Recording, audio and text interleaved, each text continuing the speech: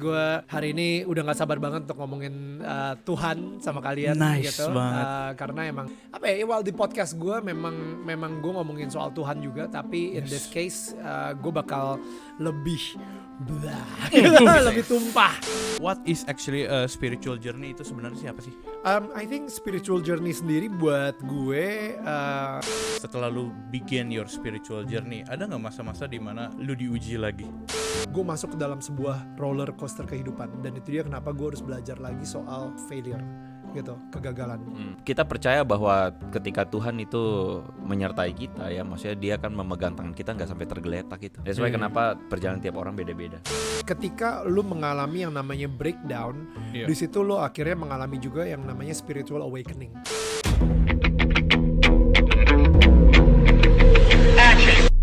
Warga Helagat, welcome to Helagat on Topic Hot bareng gue Julius dan Andre Tunggal. Ada itu gak? Kok biasa kalau kita Lu udah di dalam... janji nggak pakai kata kok katanya Oh iya, dalam ya episode ampun. ini.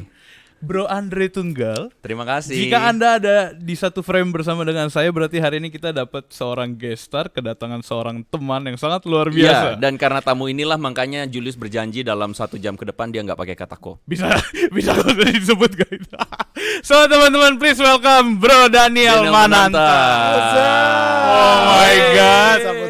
Keren Dan banget. teman-teman tahu di belakang layar ini ada ribuan orang-orang yang telah hadir karena biasanya mereka nggak hadir.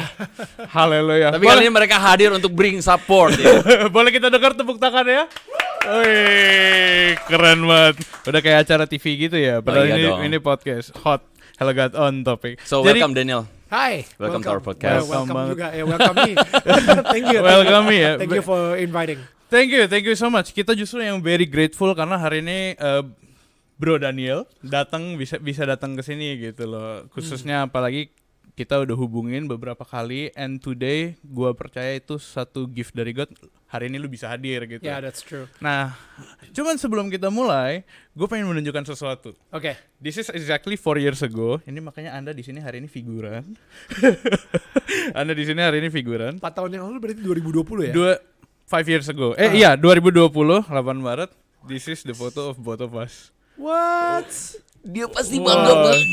2020. Gue bangga banget bisa nunjukin ini karena Wow. 2020 kita ketemu di mall something gitu, Okay. dan kita foto because back then you were my idol until now gitu. Thank you. Gila, gue berasa jadi fanboy banget. Ini Thank you, keren thank you. banget. Wow. And today hari ini lu berhadapan dengan kita, it's one of the spiritual journey buat gue. Thank you. Nice banget. Btw, Bro Daniel, gimana kabar? Very good. Very good.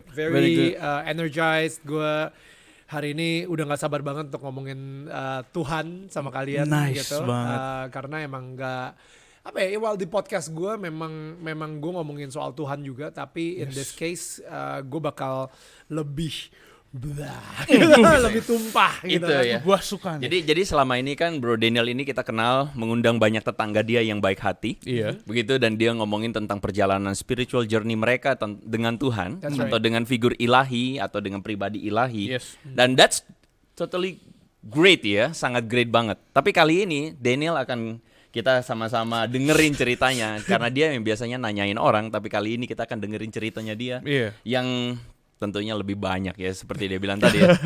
Totally nanti ya. Oke. Bisa lebih oke. banyak. Mungkin karena tadi udah sempet di bring up tentang spiritual journey ya. Right. Bro Daniel, back to the basic. Ya. What is actually a spiritual journey itu sebenarnya siapa sih? I think spiritual journey sendiri buat gue ngerasa ketika lu mengalami yang namanya breakdown, Iya. di situ lu akhirnya mengalami juga yang namanya spiritual awakening. Karena ketika kalau buat gue, ini gue udah ceritain di mana-mana, tahun 2012 ketika gue kehilangan suara gue, ketika ada tumor jinak di pita suara gue, itu benar-benar gue bukan cuma kehilangan suara, tapi gue kehilangan identitas gue juga. Nah, that was my breakdown.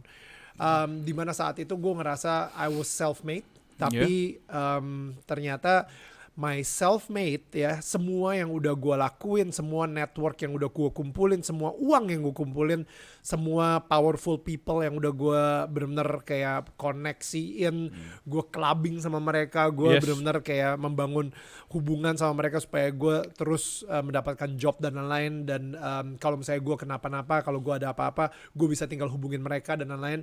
Nah itu semua useless.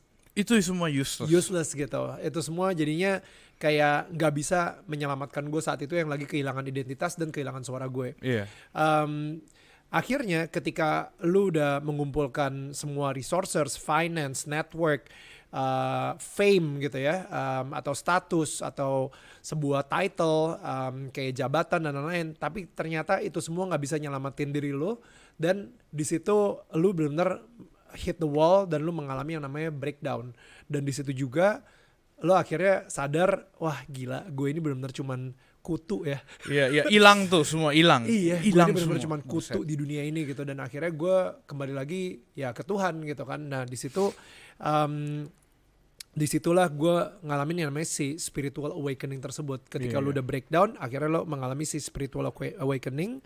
Dan pada saat yang bersamaan, gue juga datang ke seorang pendoa, dia Katolik karismatik. Lu kalau misalnya mau lihat siapa dia, namanya Benjamin Ratu. Gue udah interview dia juga di Daniel Tetangga Kamu. Nice. Dan dia sempat ngedoain gue dengan bahasa roh dan lain-lain. Gue yang kayak ini cult macam apa ini dengan bahasa roh gitu. Waktu itu belum mukjizat di tempat ini? belum terlalu terpapar dengan that culture. Belum. Really? Ada gue tahu tentang bahasa roh dan lain-lain, tapi gue Okay. nggak pernah kayak benar-benar sampai didoain dengan bahasa roh gitu. Jadi akhirnya gue yang kayak Ya udahlah ya, ada dalam bottom rock juga kan. exactly. Dan akhirnya gue pas lagi didoain tersebut, gue nggak tahu kenapa gue nangis, dan itu malu banget ya, kayak nangis di depan orang-orang yang baru gue kenal gitu kan. Jadi di community waktu itu. Dia sama istrinya dia sama 2 anaknya dia ngedoain gue. Oh, Jadi oke. cuma satu keluarga itu. Nah lalu ketika gue di mobil gue, abis itu nyokap gue nanya, gimana suaranya udah sembuh belum? Katanya si pendoa ini punya karunia penyembuh soalnya Pak Benjamin Ratu ini. Haleluya. Nah akhirnya ketika gue WA ke nyokap gue bilang, enggak, gue belum sembuh, suara gue masih gini-gini aja. Tapi for some reason di hati gue ada bisikan tersebut ya. Bisikan yang bilang kayak, you're in the process of healing. Jadi yes, lo akan sembuh, dan sekarang ini lagi proses menuju kesembuhan tersebut gitu. Nah itu mungkin pertama kali banget gue merasakan atau mendengar bisikan Roh Kudus gitu di hati gue. Pertama kali banget. It's a thought, itu bukan cuma tiba-tiba Daniel engkau akan sembuh. Enggak Pergilah jadikan juga. semua bangsa muridku, Daniel. Bukan. Iya. Tapi itu benar-benar kayak cuman sebuah a thought aja. Nah akhirnya looking back, yes, gue tidak mengalami physical healing, tapi ternyata gue mengalami spiritual healing. Keren itu. Dan itu yang lebih penting daripada physical healing. Karena ketika lu udah mengalami spiritual healing, ya udah physical healingnya itu akan ngikut.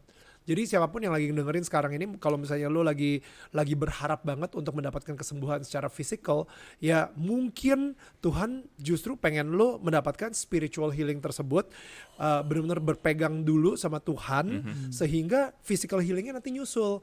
Karena apa yang terjadi ketika gue mendapatkan spiritual healing, gue biasanya kayak nggak bisa tidur karena gue kehilangan identitas, gue ketakutan, gue benar-benar khawatir banget. Besok paginya, ya of course gue nggak sembuh-sembuh karena gue penuh dengan cemas dan kekhawatiran.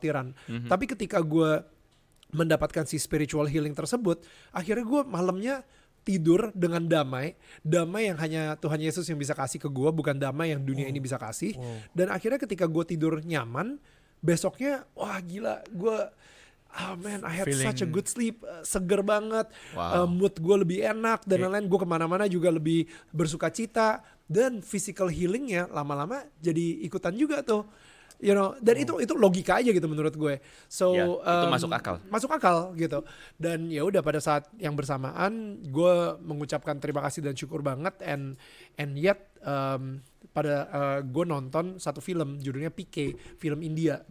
Nah, to cut the long story short, film itu benar-benar kayak ngerubah perspektif gue banget.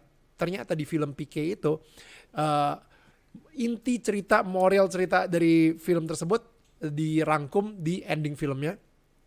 Si PK ini tulisannya PK di Netflix, ada kalau misalnya lu pengen nonton. Nanti gue taruh. Ya, endingnya itu dia bilang gini, jadi gue bisa menyimpulkan bahwa ada 2 Tuhan di dunia ini. Itu pas gue nonton tuh gue yang kayak wow, sesat Oke, di film oke, gitu kan. oke. Ada 2 Tuhan di dunia Ada ini. 2 Tuhan, keren. Tuhan yang menciptakan kita dan segala isinya, Tuhan yang penuh cinta, dan Tuhan yang diciptakan oleh manusia, Tuhan yang maha penghukum, dan Tuhan yang manipulatif. Nah, tiba-tiba nggak tahu kenapa, I think that suara di hati gue berbisik lagi, Nil, selama ini lu lagi menyembah Tuhan yang diciptakan oleh nyokap lo, bukan Tuhan yang menciptakan lo. You know what I mean? Iya. Jadi itu dia kenapa gue sebenarnya nggak nyaman juga ke gereja, nggak nyaman juga berdoa, karena gue benar-benar sangat transaksional banget dengan Tuhan yang Wow. diciptakan oleh nyokap gue. Iya. Yes. Dari kecil sampai gue dewasa, nyokap gue tuh selalu mengajarkan ya apa yang dia percaya gitu, which is okay gitu ya. Gue benar-benar, dia mempunyai hubungan sendiri dengan Tuhan. Tapi ya Tuhan emang nggak pernah punya cucu kan. Tuhan tuh punya anak gitu. Tuhan tuh punya sons and daughters gitu, bukan grandsons and granddaughters Yes. gitu. Jadi harusnya kita mempunyai relationship dengan Bapak itu Iya. sendiri bapak langsung. kita sendiri, bukan kakek, which is Bukan bapaknya lewat orang nyokap lah. kita Iya, gitu. iya. Exactly. Nah, di situ hati gue langsung tergerak untuk mencari siapa sih Tuhan yang menciptakan gue. Iya. Hatinya seperti apa sih, karakternya seperti apa sih, semakin dalam, dan sampai hari ini gitu. Dan gue masih terus mencari hatinya Tuhan yang menciptakan Until gue. today ya. Until Itu today. kayak reborn dalam 1 malam gitu. Gila ya. Reborn Enggak dalam sih, 1 itu berproses-proses. berbulan-bulan. Oke, Tapi oke. itu gue ceritain dalam 5 menit. Terima kasih 5 menit ini sangat Jadi makanya berharga. kita berasa overwhelming Iya, ya iya, langsung ya. kita tutup episode hari ini. Ya, terima kasih, thank you guys. Ya, sampai ketemu di Enggak, Tapi gue Oh, jadi tiba-tiba teringat cerita tentang brokenness, ya kehancuran dan Oh, kemudian iya, berjumpa iya, dengan iya. Tuhan. Gue langsung tiba-tiba teringat kisah tentang Yakub ketemu Tuhan. Ya, Di kita tangga. tahu bahwa bukan di tangga. Oh, bukan di tangga. Yakub ketemu dengan Tuhan Eskalator. itu Oh, ya, itu dia. Eskalator Tom and Jerry. perjalanan panjang, right? Dan even bahkan Yakub pun berteriak kepada Tuhan dan berbicara kepada Tuhan. Iya. Tapi pertobatan atau pemulihan terjadi pada waktu Yakub bergulat dengan Tuhan di Sungai Yabok. Dan itulah momen di mana Yakub itu ngalami yang namanya itu tadi spiritual healing, pemulihan. Karena Yakub yang kita tahu kan Yakub yang selama ini yang kita tahu kesannya kuat ya, dia manipulatif ya. Iya. Dia manipulatif. Dia sama Tuhan. Dia adalah dia adalah cucu dari Abraham, Yes. anak dari Ishak, dan selalu dibilang Allah Abraham, Ishak dan Yakub, right? Tapi dia ketemu dengan Tuhan bahkan di Betel, dan waktu itu Tuhan bilang, "Akulah Tuhan Allahmu." Iya. Even Tuhan yang declare begitu, tapi apakah perubahan terjadi dalam diri Yakub? Belum juga. Tapi itu menjadi proses perjalanan Tuhan dengan dia. Wow. Sampai pada titik dia kebentok sana sini, dikejar sama Laban, nunggu di depan Esau mau bunuh dia lari sampai di Yabok, sampai di situ dia bergumul. Dan di situ Tuhan tanya, "Siapa nama kamu?" "Aku Yakub. Aku yang menipu itu." Waktu dulu kan dia ngomong sama Ishak, "Aku Esau." Tapi akhirnya dia bilang, "Inilah aku." Nah, di situ terjadi perubahan besar dalam diri Yakub. Ketika dia Great. mulai sadarkan dirinya. Tapi gue boleh izinin gue jadi netizen nih di sini untuk Boleh. kalian berdua ya.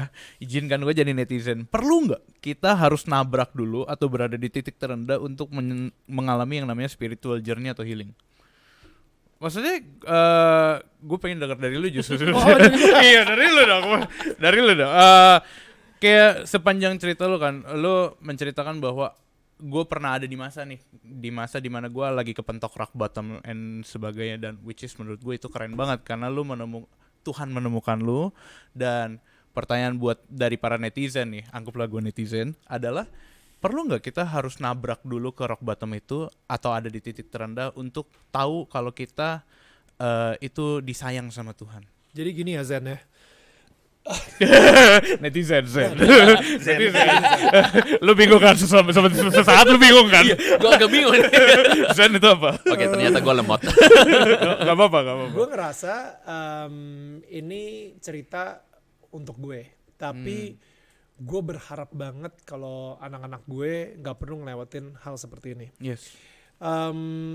Gue berharap banget mereka nemuin Tuhan ketika mereka umur 11 tahun, 12 tahun gitu, waktu muda gitu. Jadi dan mereka nggak perlu, dan gue sempet ngobrol sama banyak sekali orang-orang sekarang ini yang sudah menjadi pengikut Yesus dan udah mendapatkan karunia-karunia tersebut, karunia profetik dan lain-lain gitu ya.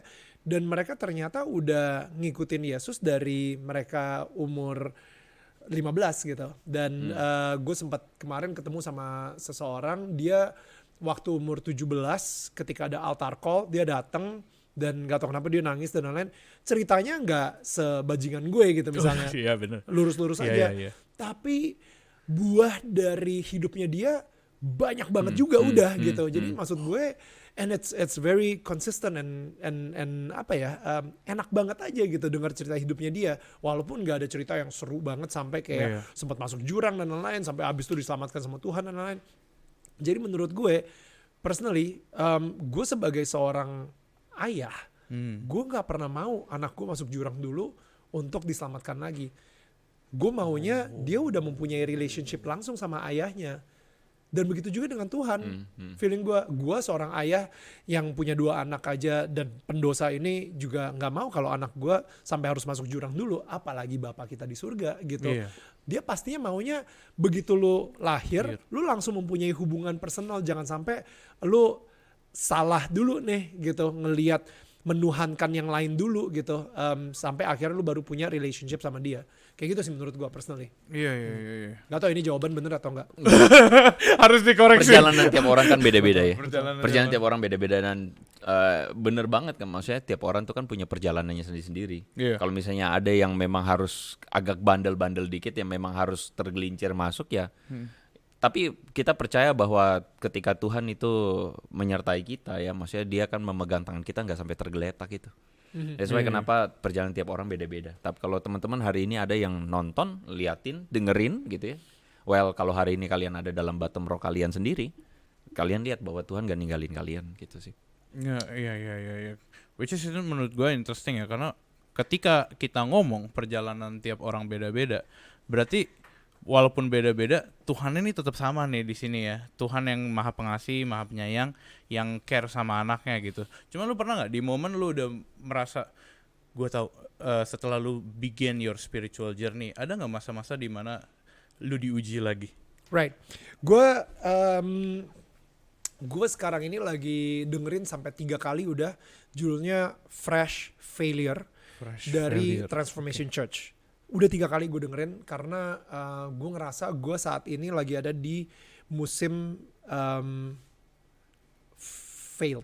You know? Wow, ini berat nih, ini berat nih, ini bahaya nih. Jadi kalau misalnya kalian lagi baru aja mendapatkan sebuah kegagalan gitu dalam sesuatu gitu ya, mungkin lu bisa nonton ini juga gitu di Transformation Church. Tapi justru ketika gue lagi baru saja berhadapan dengan sebuah kegagalan, itu ternyata wah gila sih, Tuhan tuh benar-benar lagi mendekap gue banget. Jadi makanya tadi gue bilang gini, gue bilang barusan nih sebelum gue syuting ini, gue bilang sama Julius gitu kan, gue bilang kayak, tahu gak sih kalau misalnya dari list pertanyaan kalian, ini kayaknya sebuah pertanyaan yang sering banget ditanyain sama podcast-podcast lain, dan menurut gue kalau misalnya gue sharing tentang ini tok gitu ya, itu ini kan cerita dari tahun 2012, which is 12 tahun yang lalu. Jadi maksudnya gue kalau misalnya mau kesaksian, kalau misalnya gue mau sharing, come on, gue udah males sharing yang cerita 12 tahun yang lalu ketika gue kehilangan suara dan identitas dan lain-lain gitu. Ya kalau tadi gue ceritain selama 5 menit, tapi kalau misalnya kalian pengen tahu lebih detailnya lagi, ceklah di channel YouTube yang lain. Ada banyak nih podcast lain. Banyak ya. Gitu. Nah, jadi sekarang kita justru pengen ngomongin apa nih yang Tuhan sedang kerjakan hari ini gitu di hidup gue. And there's so many things gitu. Yes, belum selesai. Ada yang belum selesai dan mungkin gak bisa gue ceritain. Tapi ada yang udah selesai dan itu keren banget ceritanya gitu. Maksudnya gue pertama kayak gini. Gue gak tahu kalau yang lagi nonton podcast ini kalian mengharapkan apa. Ada banyak orang mengharapkan wah quote-nya Daniel keren banget. Ini nanti bisa gue taruh di Instagram gue. Atau nggak di TikTok. Netizen Daniel banget Mananta. Daniel Mananta. Gila, ini relate banget sama gue. Dan habis itu apa yang tadi barusan ngomongin sama Andre gitu ya. Oh iya, Yakub ternyata gini-gini. Aduh itu keren banget. Nanti gue posting. Nah, you have to know itu revelation yang Tuhan berikan kepada Andre, revelation yang Tuhan berikan kepada gue. Nah, sayangnya kalau misalnya lu terlalu bergantung sama revelationnya orang, Tuhan gak akan pernah ngomong sama lu untuk memberikan revelation ke lu sendiri. Dan ini yang terjadi sama gue tahun lalu. Tahun lalu ketika gue kan kalau misalnya lari itu suka banget dengerin podcast, sermon, khotbah, segala kayak gitu. Dan Hello God on Topic. Oh bukan ya? Hello God on Topic, yes, luar biasa sekali itu. Thank you guys. Gue jadi merasa bersalah. Gak apa-apa. It's good ya. Nah, jadi ketika gue lagi dengerin podcast tersebut, podcast yang lain, sermon dan lain-lain gitu, apalagi nge-follow Instagram pun gue udah follow-nya yang cuman kayak pastor-pastor gitu, yang ngeluarin quote-quote dan lain-lain gitu ya. Tapi abis itu Tuhan bilang benar-benar kayak, Neil, kok lu ngapain bergantung from other people's word, tapi lu nggak bergantung from my word. Ngerti gak maksud gue? Jadi in a way, akhirnya setelah tahun lalu gue kena itu, gue jujur lari sekarang, gue udah jarang dengerin podcast. Gue udah gak terlalu fokus, dan gue juga gak ngecek Instagram untuk nyari, wah gila ini kena banget, this resonate with me so much gitu and everything gitu kan, kayak wah ini season ini gue lagi kayak gini ini segala. Enggak. Gue justru semakin masuk lagi ke dalam Bible, ke dalam Alkitab, dan gue justru lagi minta that revelation gitu. Jadi ya benar-benar nanya sama Tuhan. Jadi benar-benar kayak diem bentar, kayak Tuhan, what do you wanna speak to me? I need that revelation gitu. Dan gak perlu gue posting juga by the way. Iya benar. Actually gue taruh di journal gue. Lu kalau misalnya mau lihat journal gue, banyak banget apa yang Tuhan udah kasih ke gue gitu. So in a way that's my oil. Itu yang minyaknya gue, dimana untuk mendapatkan sebuah minyak kan lu harus benar-benar dipres banget gitu. Nah jadi melalui pengalaman hidup gue, ketika gue lagi menghadapi kesulitan, itu gue dipres. Tapi ketika gue ngeliat kepada yang lagi ngepressing itu adalah Tuhan, muncullah oilnya.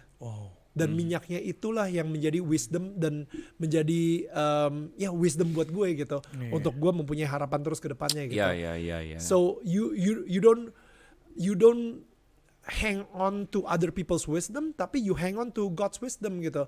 Nah, gimana cara hang on to God's wisdom? Well, you have the fear of the Lord gitu, because that's the start of all wisdom gitu kan. Jadi sayangnya orang-orang sekarang ini udah terlalu membuat santai banget yang namanya, oh ya Tuhan lagi gini, Tuhan tuh kayak udah nggak ada that fear of the Lord gitu, udah nggak ada ketakutan itu atau that respect gitu. Mereka yang ada cuman komplain sama Tuhan dan lain-lain gitu. Tapi kalau misalnya ada masalah datang, Tuhan, kok ini kena sih gue? Kata lu udah berjanji kalau misalnya righteous people, bla bla bla bla bla, lu nggak akan pernah memberikan problem dan lain-lain. No, you know what? You don't complain. You don't complain. Gila, lo entitled banget lo sama Tuhan gitu kan. Kayak, no, you don't complain. You worship. Lo benar-benar langsung berlutut, lo bilang, Tuhan, thank you for this problem. Tapi gue benar-benar gak bisa, man. Gila, this is so hard. Gue sering banget berlutut dan gue cuma bisa nangis aja, Tuhan, this is so hard. I need solution, I need your direction, I need your guidance. Ini berat banget buat gue gitu. And please tell me what to do. Send me people, orang-orang yang bisa nolongin gue dalam situasi saat ini gitu. Gue benar-benar takut banget, malam gue gak bisa tidur. Gue khawatir banget dan lain-lain gitu kan. Dan di situ Tuhan bekerja, dan itu akhirnya jadi oil tersebut gitu. His word comes alive gitu kan. Tapi kebanyakan dari kita sekarang ini, apalagi orang-orang yang ngerasa entitled, well Tuhan janji lu udah ngomong kayak gini, oh grace. Aduh gila, gue gak tahan banget orang-orang yang ngerasa entitled dengan yang namanya grace. Seriously, mentang-mentang Tuhan kita adalah the gracious God, mereka mikir they're so entitled with grace. Gila. You know what I mean? Grace itu adalah ketika lu harusnya dihukum, dan lu udah pasrah, oke, kalau gitu gue dihukum, dan ternyata tiba-tiba Tuhan gak, pengampunan. Lu dapat pengampunan. Kalau misalnya lu entitled to grace, lu ngelakuin kesalahan dan lu udah langsung mikir, paling gue juga nanti dimaafin. Ya. Akhirnya Karena darah Yesus udah menyelamatkan gue, ya udahlah. Iyalah. Nanti bakal ada pengampunan Ya kok. udahlah santuy life Those aja. are the people yang entitled to grace, dan gue ngerasa rada-rada suka ini ya, suka gergetan aja gitu. Yes. Wah gila sih. Jadi udah nggak ada the fear of the Lord lagi gitu. Akhirnya nggak pernah dapat wisdomnya. Oke. Gitu. Dan dia nggak pernah berkembang sebagai seorang pengikut Yesus. Gue 2 tahun yang lalu gue dapat vision ini. Lu tau kan kayak ada lukisan gitu ya, Yesus sama anak domba. Iya kan? Tahu. Anak Oke. domba. Actually gue dapat visionnya kira-kira 3 atau 4 tahun yang lalu. Dia deh. memakai jubah merah kalau nggak salah. Something like that. Yes. Pokoknya blonde gitu, blue eyes gitu yang kayak gak jelas gitu tuh Yesus dari Gondrong. mana-mana. Gondrong. Gondrong. Itu imajinasi. Ais. Nah, tapi dan abis itu gue lagi ngelihat gue nggak tahu kenapa gue mikirin itu kayak Yesus sama anak domba yang you know and everything. Iya, kebayang. Gitu. Tapi at that moment gue ngerasa Yesus bilang, Neil, that picture is no longer for you. Itu bukan buat lu lagi. Kayak gitu. Kenapa? Lu udah tahu identitas lu di gue. Lu udah tahu bahwa lu udah bukan you are mine and I am yours. Lu udah tahu itu, you know, I am your beloved and my beloved is mine. Lu udah tahu, identitas lu udah secure di gue. Sekarang ini, I want you to see me, udah bukan lagi Yesus yang you know, yang lagi petting anak domba gitu, you know. Ya. No, sekarang ini you're my warrior.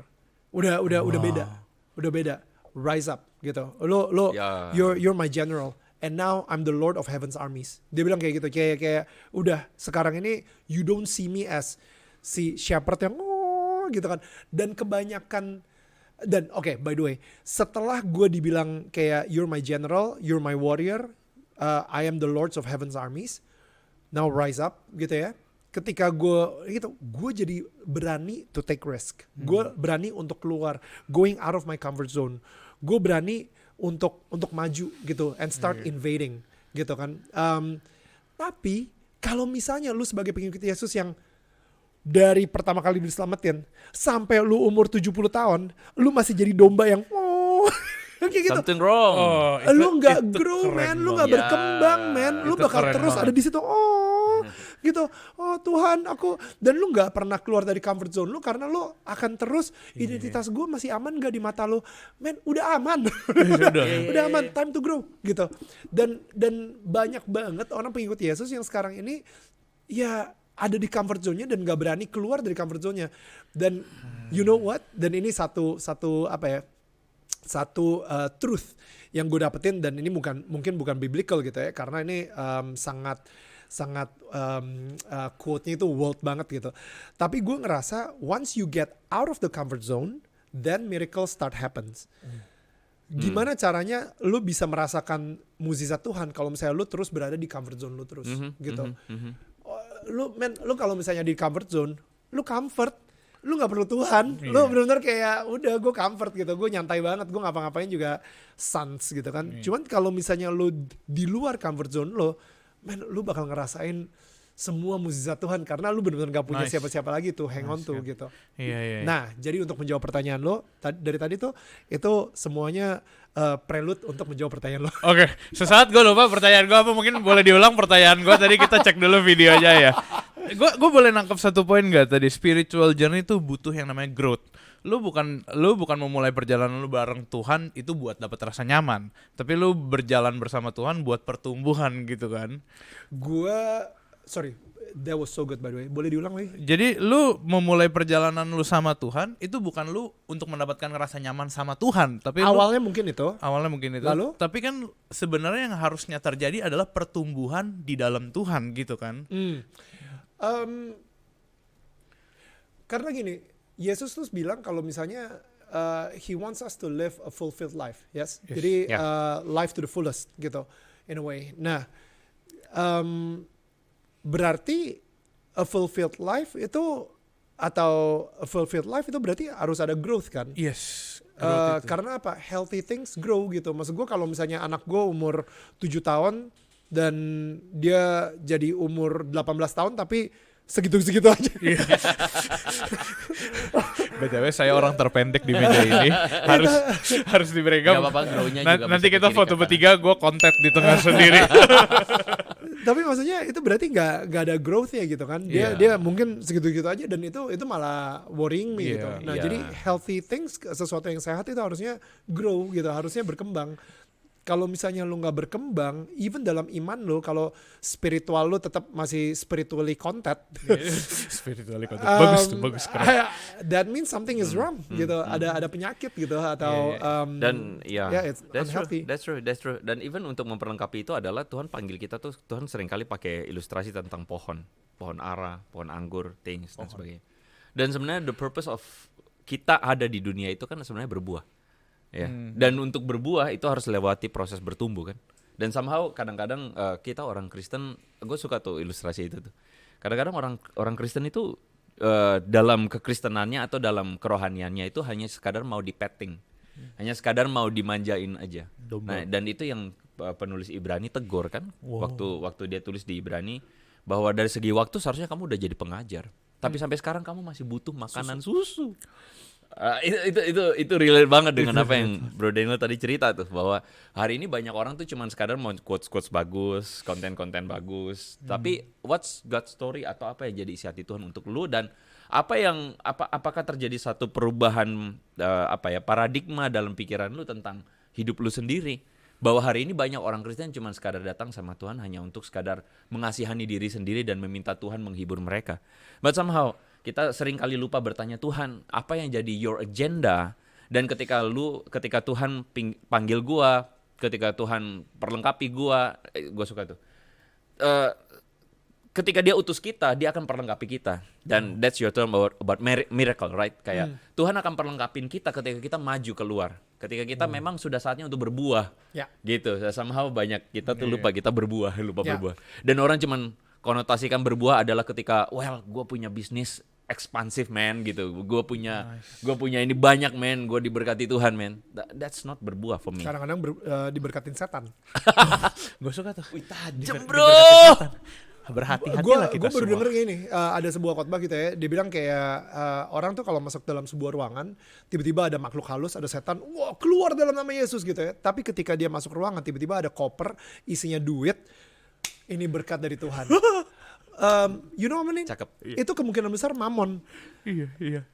Makhluk halus namanya mamon. Berbentuk uang. Right? Yes. Dan ya kemungkinan besar itu setan gitu.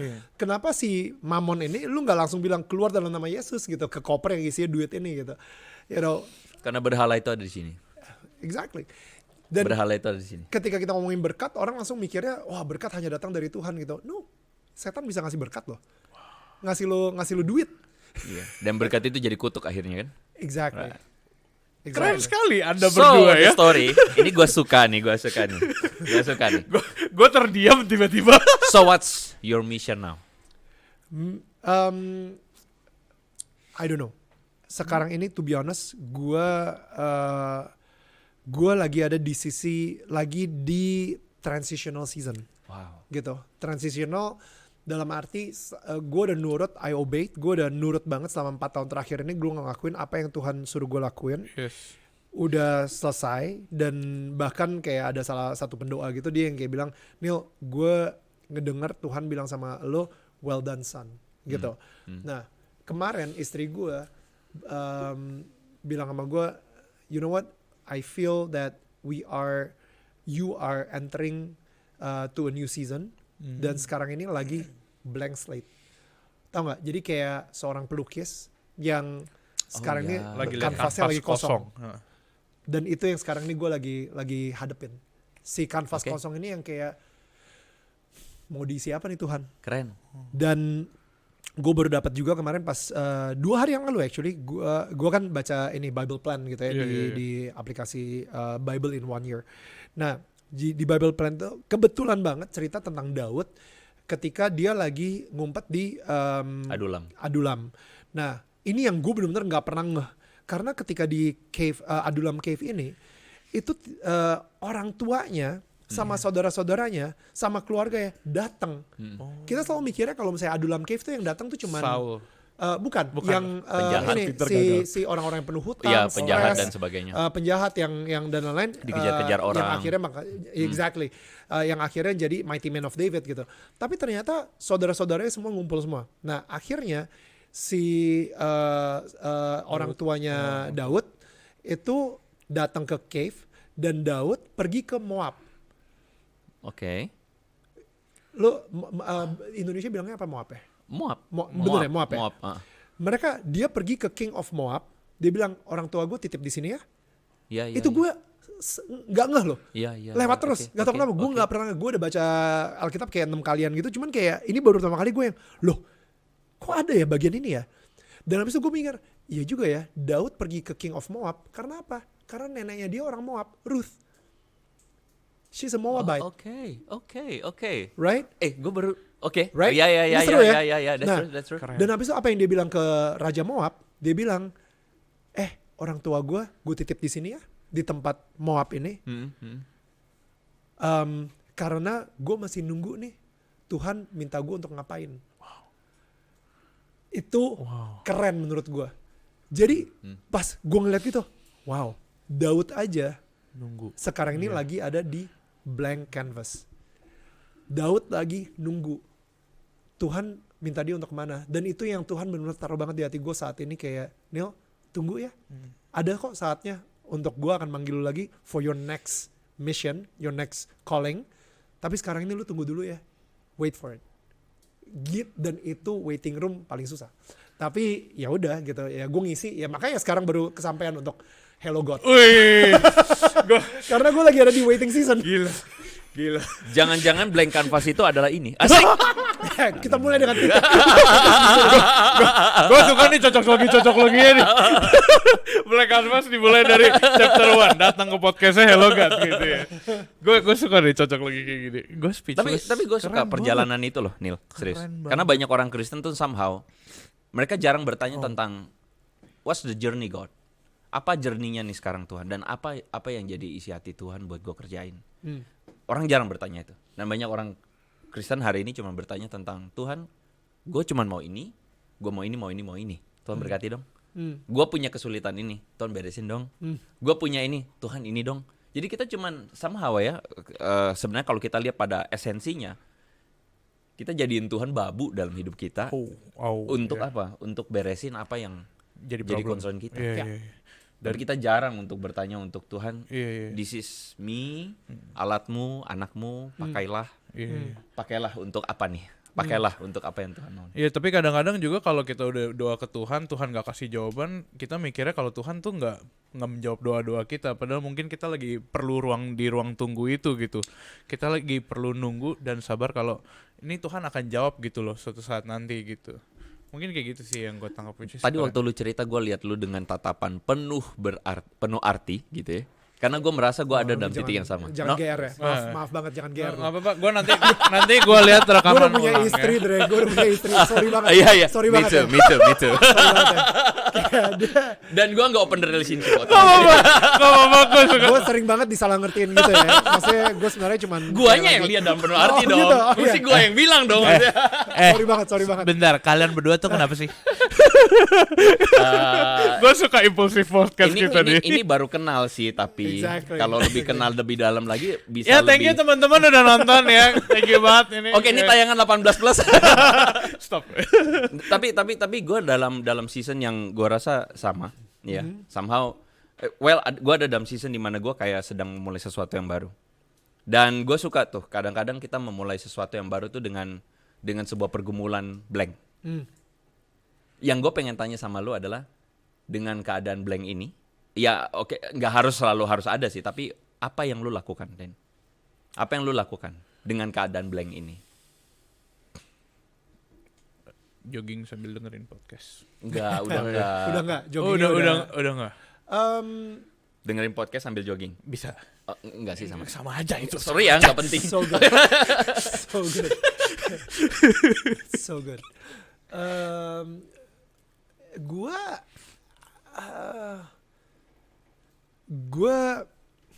Oke.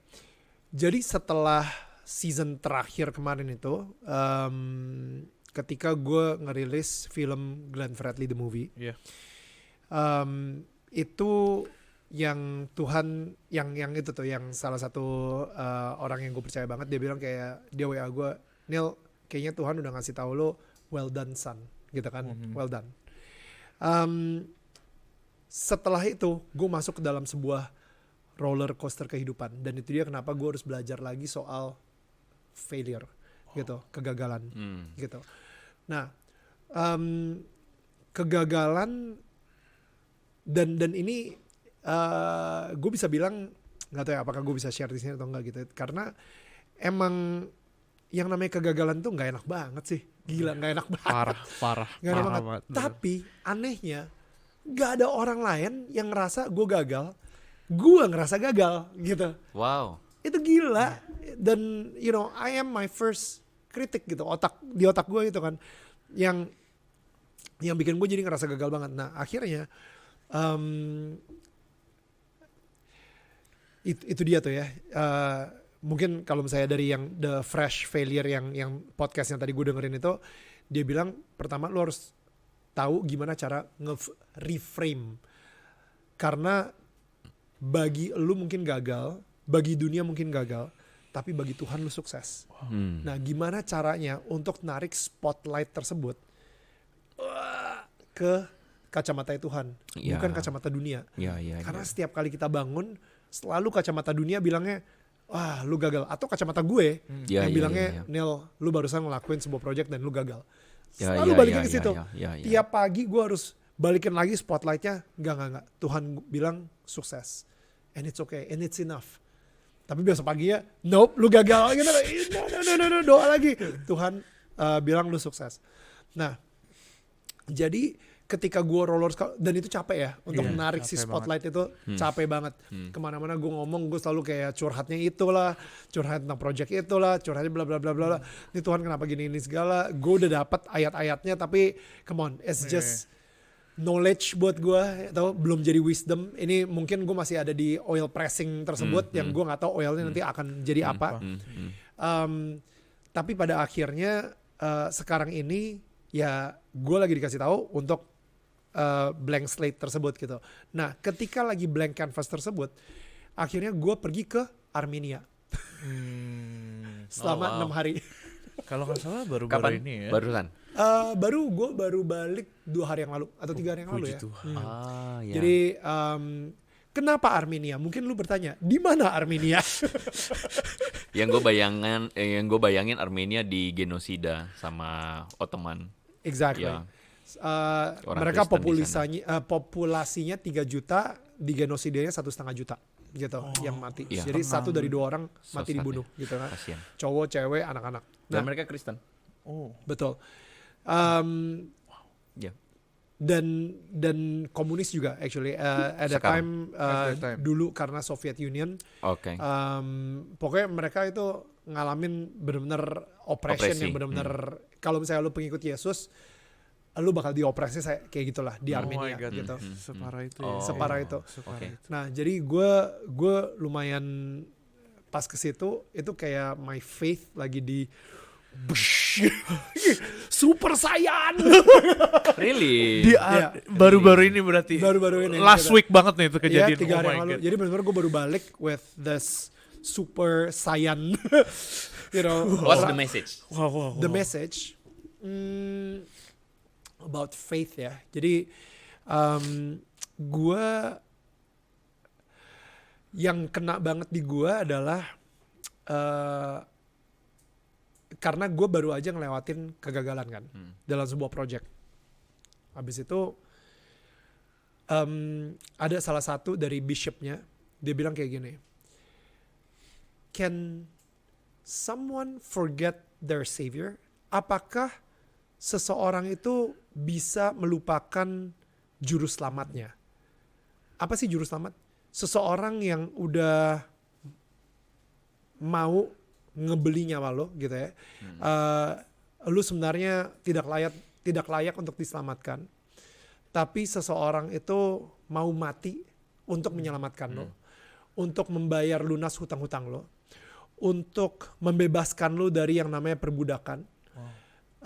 si juru selamat ini akan ngebeli berapa mahalnya nyawa lo, tapi karena saking mahalnya dia harus menebus dengan diri dia sendiri untuk mati, dan dia benar-benar mencintai lu banget tanpa condition, tanpa imbal balik gitu ya. Apakah lu bisa melupakan si juru selamat ini? Jawabannya bisa. Dan itu sering banget kita lakuin. Bisa. Kita manusia, hati kita itu mudah banget untuk melupakan orang yang baik sama kita. Lu punya orang, lu punya temen gitu ya, yang baik berkali-kali bersama lu, baik banget. Habis itu tiba-tiba ada satu hari ketika dia mengecewakan lo, atau lu merasa kecewa, lu melupakan 100.000 kebaikannya dia, dan lu hanya ingat kekecewaan yang lu rasain saat itu. Dan itu yang terjadi sama gue kan, ketika gue ngedapetin sebuah project yang gagal. Ada 1.000 keberhasilan yang lu lupakan setelah satu kegagalan itu. Makanya di Mazmur 135, ini sampai gue catat bentar ya, mana handphone gue? Oh iya. Ini diedit dikit aja ya. Iya nggak apa-apa. Siap. Gue perlu join nggak juga ini pegang handphone juga karena kalian berdua sedang membuka firman Tuhan. Kan minta diedit yang ini. Oh iya. Oke, gue suka deh. 103, sorry, 103. 103. 103, 1 sampai 5. Oke. Kena ya. Keren. Boleh dibacain mungkin, Dre? Pujilah Tuhan hai jiwaku, pujilah namanya yang kudus segenap batinku. Pujilah Tuhan hai jiwaku dan jangan lupakan segala kebaikannya. Dia yang mengampuni segala kesalahanmu, yang menyembuhkan segala penyakitmu. Dia yang menebus hidupmu dari lubang kubur, yang memahkotai engkau dengan kasih setia dan rahmat. Dia yang memuaskan hasratmu dengan kebaikan sehingga masa mudamu menjadi baru seperti pada burung Raja Wali. Exactly. Itu Mazmur 103, 1 sampai 5. Dan sakit gue sempat disembuhin. Gue dapat suara gue balik. Gue benar-benar ngerasa full banget dengan Tuhan Yesus. Gue ngerasain semua hidup gue dapat istri yang luar biasa, gue dapat keluarga yang amazing, anak-anak gue dilindungi, semuanya cinta sama Tuhan gitu. Gue dan rumah gue dan keluarga gue itu kita sama-sama melayani Tuhan banget. Tapi karena gue ngerasa kecewa, karena gue mempunyai sebuah ekspektasi dan itu tidak met your expectation. Tidak ditemuin gitu ya. Tapi padahal gue sukses dalam satu hal, tapi gue punya, dari kesuksesan ini gue punya ekspektasi yang lain nih. Tapi yang ini gagal. Gue kecewa. Dan gue lupain semua kebaikannya dia. Makanya Daud bilang, ingatlah jiwaku. Dia bukan ngomong sama ingatlah Daud. No, ingatlah remember my soul. My soul. Karena ada saatnya dimana kita sebagai manusia, fisik kita kecewa sama Tuhan. Tapi jangan sampai our soul juga kecewa sama Tuhan. Jadi walaupun kita benar-benar lagi kecewa atau kita lagi di let down, ketika kita lagi sedih, kita feel disappointed, you know what? It's so important for our soul to keep worshiping and praising the Lord. Itu sih. Jadi benar-benar apa yang gue lakuin di blank slate ini adalah to keep worship and praising His name. Gitu. Kayak gitu sih. Cakep. Wow, ini maksudnya Super Saiyan Fate. Wow, keren banget. Super apa? Super Saiyan Fate yang tadi lu sempat ngomong. Super Saiyan Fate. Super Yes. Saiyan Jadi Super Fate. Saiyan itu tidak terjadi Jadi pada Super Saiyan Fate, Super Saiyan itu dari kartun mana?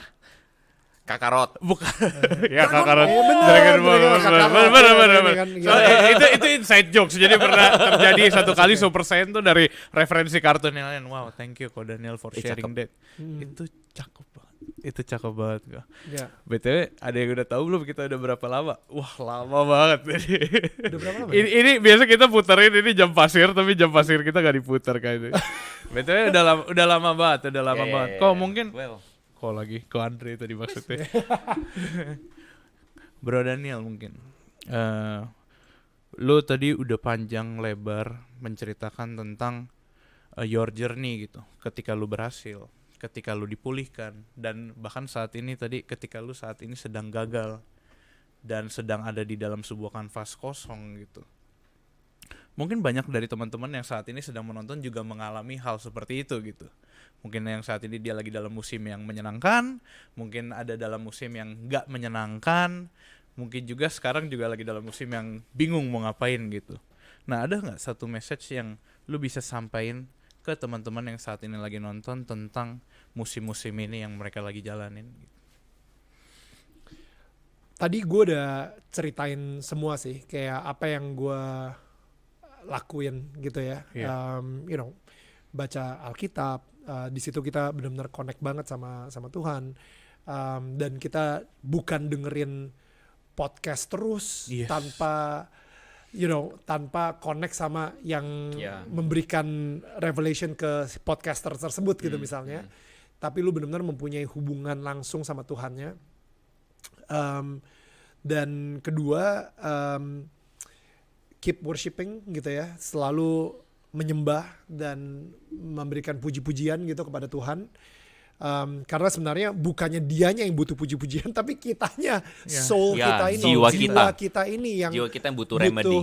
memuji dan Sepakat. diingatkan lagi seberapa hebatnya Tuhan kita dibandingkan masalah yang kita hadapin gitu. Nah, yang terakhir menurut gue nih, dan ini dari tadi gue belum ngomongin gitu ya, the name of Jesus. Kita gue again, ini gue ngomong hanya untuk orang yang mengaku sebagai pengikut Yesus. Gue ngerasa gak tau kenapa, bukan cuma di sini aja, tapi gue ngelihat ini di Jerman, di Amerika, teman-teman gue yang di luar negeri pun juga kadang-kadang suka risih ngomong nama Yesus, gitu. Kita pun juga di Indonesia, yaudah kita ganti aja dengan nama Tuhan, sehingga lebih general, sehingga bisa lebih diterima. Tapi kadang-kadang kita suka sungkan ngomong nama Yesus, gitu. Tapi gue pengen ngingetin lagi ya, yang namanya sebuah the power in the name atau kekuatan dalam sebuah nama itu ada banget. Contoh, ketika gue baru balik juga dari Bali kemarin itu, dan habis itu kita gue disadarin gitu ya bahwa yang namanya sebuah business conference, ketika kita lagi ngobrol sama seseorang, mereka itu kan kita baru kenal nih, misalnya nih, gue baru kenal sama Andre, gue baru kenal sama Julius gitu, kita baru kenal sama si orang ini lah, si ABC gitu ya. Sering banget kalau misalnya di sebuah business conference, mereka suka name dropping. Contoh, kayak dia bilang, oh ya, jadi gue kemarin baru aja meeting sama yayasannya Bill sama Melinda Gates. Jadi kita kemarin ada kerjasama bla bla bla bla. Apa yang lu langsung pikirin? Oke, ini orang someone. Ada pada level itulah. Pada level itu, gitu kan? Atau enggak? Oh, kemarin gue baru aja call sama Elon Musk karena kita ada project bareng sama Elon dan bla bla bla. Yo, kayak atraktif dong. Ada power di sana ya. Ada power banget gitu. Lu lu jadi tertarik pengen bikin bisnis sama dia. Lu jadi tertarik sama Bill sama Melinda Gates Foundation misalnya, kayak wah, gue bisa dapat apa nih dari mereka kayak gitu. Atau enggak mungkin seseorang yang menakutkan gitu misalnya, kayak oh gue punya kenalan sama Putin. Sangat menakutkan ya, sangat menakutkan. Really, it's so scary gitu, kayak oh holy. Gue nggak bakal macam-macam sama nih orang. Gitu. Bahaya. Ya kan, dia jadi mempunyai identitas sebagai seseorang yang terasosiasikan sama Putin. Jadinya lu yang kayak oke, gue mendingan jangan macam-macam deh sama dia gitu. Gue langsung takut gitu kan. Gue mau nyerang dia dikit aja gue udah bakal mikir 2 kali gitu. Kalau misalnya sama si yang kenalan sama Elon Musk gitu, wah gila, gue bisa bisnis apa nih sama dia gitu kan. Gue bisa dapat cuan apa dan lain-lain gitu. Mungkin dia saking pinter banget, dia punya wisdom yang luar biasa banget, sampai gue pengen bisnis partner sama dia dan lain-lain gitu. Nah, begitu kuatnya the name of Bill and Melinda Gates, Elon Musk, atau Putin. I see. Padahal the name above all names itu siapa? Yesus yang bisa memampukan mereka semua gitu ya, dan Yesus yang bisa memampukan kita juga. Yesus adalah defendernya, Yesus adalah yang lu jangan macam-macam sama kayak Putin, tapi lagi di atasnya Putin lagi kan. Yesus the creator of heavens and earth, Yesus yang paling abundance, lebih kaya lagi daripada Elon Musk atau Bill and Melinda Gates combined. Yesus tuh yang benar-benar ya sang maha gitu, you know, like and yet kita sungkan ngomong the name of Jesus. Malu-malu ya. Kita malu, kita kayak Nggak pede. iya, gitu. And it's so weird. Nah ini nih, gue lagi ada di posisi super saiyan faith ini, dimana Cakep. gila, my faith in Jesus itu, wah ini banget sih. Lagi gue bersyukur banget.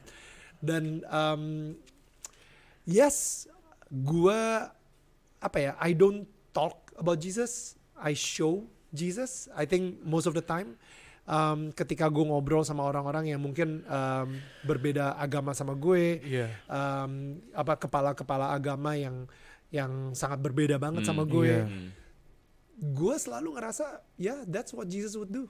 Itu yang Tuhan Yesus akan lakukan. Dia akan duduk sama orang Farisi, dia duduk sama siapa, Nikodemus gitu ya, which is kepala sinagog atau kepala Farisi. Dia actually kepala temple, Jairus juga dia datengin dan dia bikin sebuah mukjizat gitu.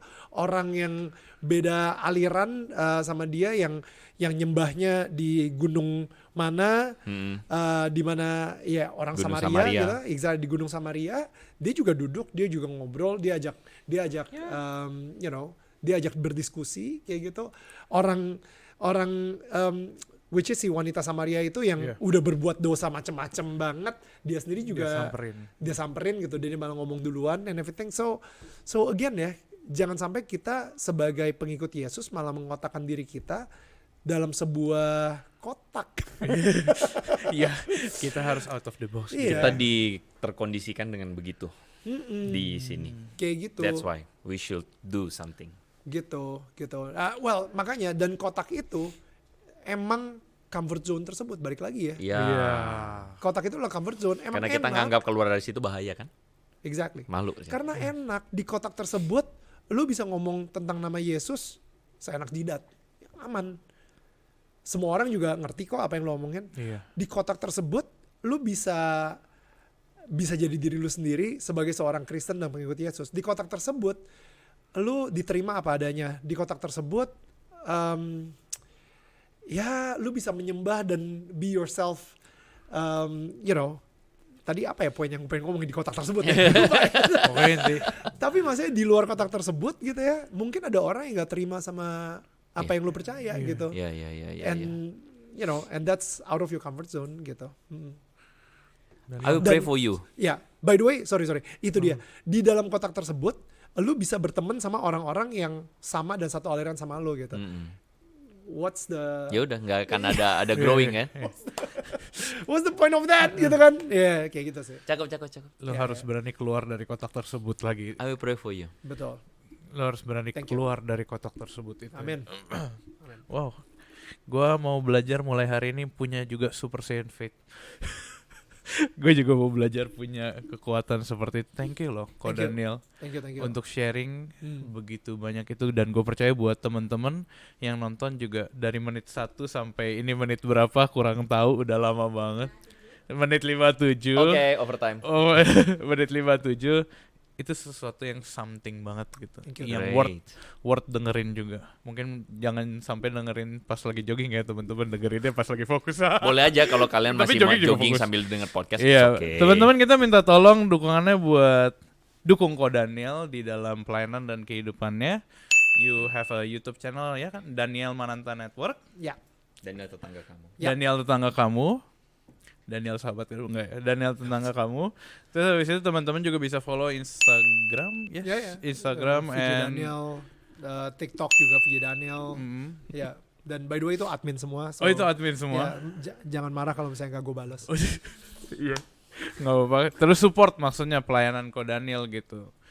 Dan juga teman-teman kita minta tolong dukungannya buat support pelayanan kita juga di Hello God. Teman-teman bisa follow Instagram, TikTok, YouTube. Teman-teman bisa download juga. Di situ kita bisa saling berkomunitas, saling mendoakan. Tapi jangan lupa kita juga harus belajar untuk keluar dari box gitu.